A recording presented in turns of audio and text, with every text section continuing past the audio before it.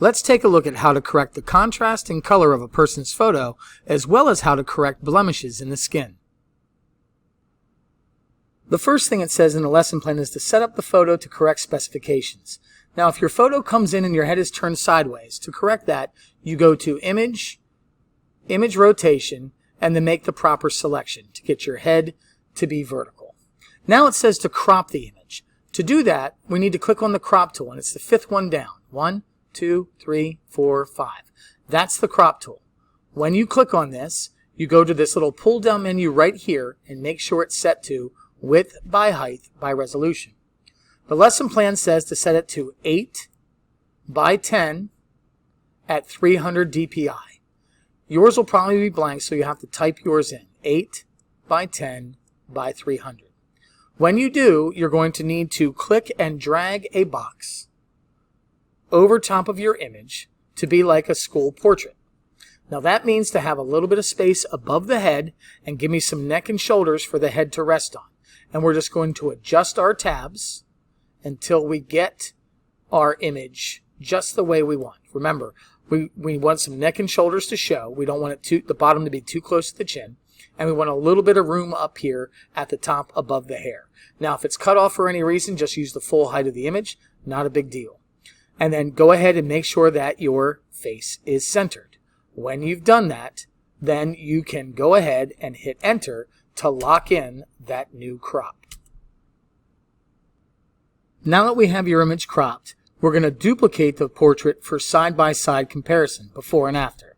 To do this, we need to go to the Layer palette. Now you see we have only one layer. It's named Background in italics, and it's locked. To change this, we just need to double-click on the layer and change the name. The lesson plan says to change it to Original. Click OK.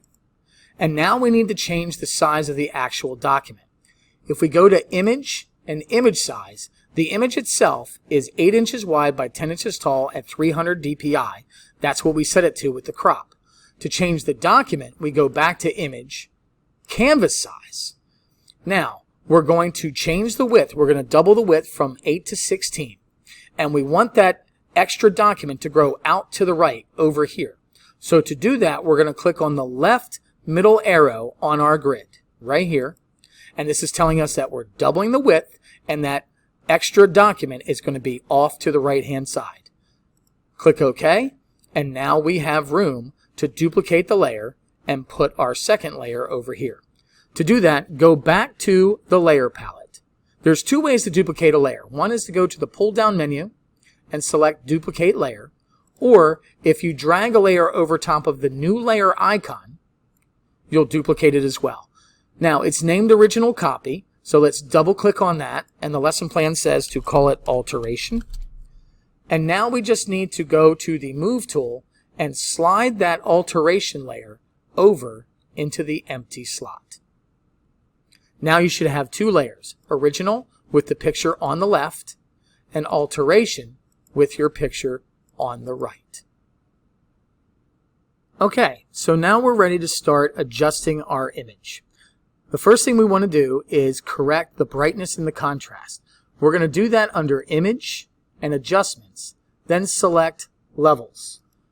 When we do that, this little chart pops up. This is a histogram that measures the darks, the midtones, and the lights in the image.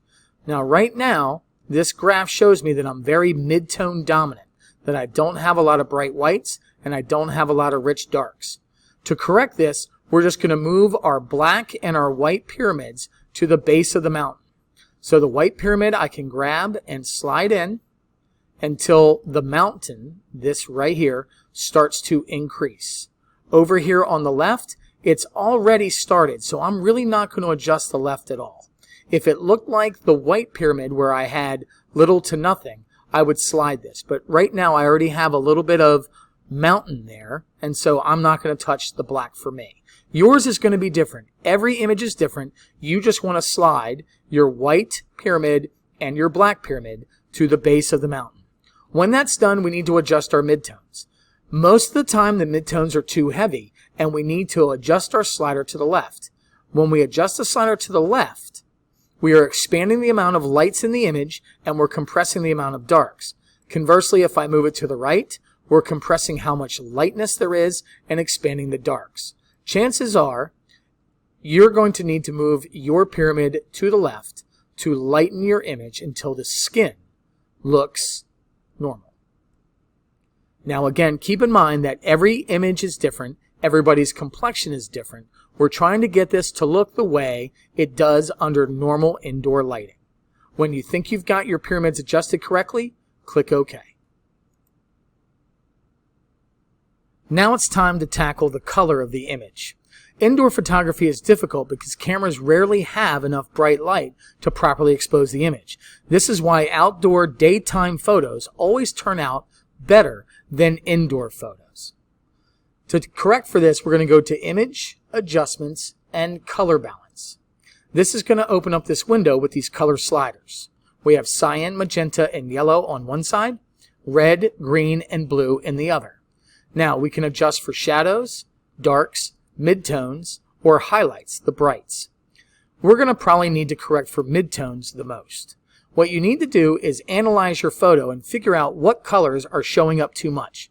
It could be a little too much blue, a little too much magenta. In this case, I see too much yellow and too much pink. I'm going to come over to my sliders and make minor adjustments. I'm going to subtract a little bit of yellow by adding some blue, and I'm going to try and correct for the pink by adding some green. Now, if you're correcting the image of your own face, you're going to have to rely on your colleagues around you to look at your corrections and look at you and then take their advice to make the adjustments you need since you can't see yourself. You can check and uncheck preview to see your before and after. Make whatever fine adjustments you feel like you need to make, and once you get it perfect, you can lock it in by clicking OK. Now, a couple things to keep in mind. When you adjust the levels, it does impact the color a little bit. And when you adjust the color, it does impact the brightness and contrast a little bit. So you may have to go back and forth and continue to tinker until you get it as accurate as possible. The other thing I want you to consider is that I'm not worried about the wall, the clothing, or the hair color at all. When we're making these adjustments, all we're focused on is the skin. Now that we've got the contrast and the color balance just the way we like it, it's time to move on to cleaning up any temporary blemishes that might be on your skin. Now, by temporary, I mean things that come and go, whether that's a zit, or spinach in your teeth, or sleep in your eye, what have you. If it's a permanent part of your skin, like a mole, or a freckle, or a scar, or a birthmark, I say leave it. It's part of what makes you who you are, and I like it. I think you should keep it. Now, what we're going to do is we're going to click on the magnifying tool and zoom in. Now, over in the toolbar, if you come down underneath the eyedropper, you'll see this thing that looks like a little Band-Aid. That's the Spot Healing Brush tool, and it does automatic pixel repair, but I'd like to do it manually myself. So we're going to click and hold down to get the submenu and select the Healing Brush tool. Now, what we're going to do is we're going to copy pixels from one area and paste them and merge them into another to repair the blemish. Now, understand that the healing brush is a brush, which means we can change the size of the brush and the hardness of the brush with brackets or coming up here to the pull down menu.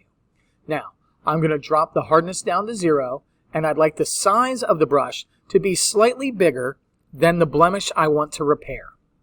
Now, what I want to do is analyze the skin around the blemish and figure out where's the best spot to pull from. And it looks like this is the best area to copy over. So I'm going to put my mouse over here and I'm going to hold down Alt.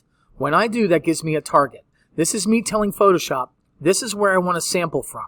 I'm going to click and let go with the mouse and then move my brush over top of the blemish, click and hold down and brush over it. And you see the circle is where I'm repairing and the plus is where I'm repairing from. When I let go, the blemish is gone. Now all I have to do is go hunting for anything else that I might need to remove, like this little piece of fuzz right here.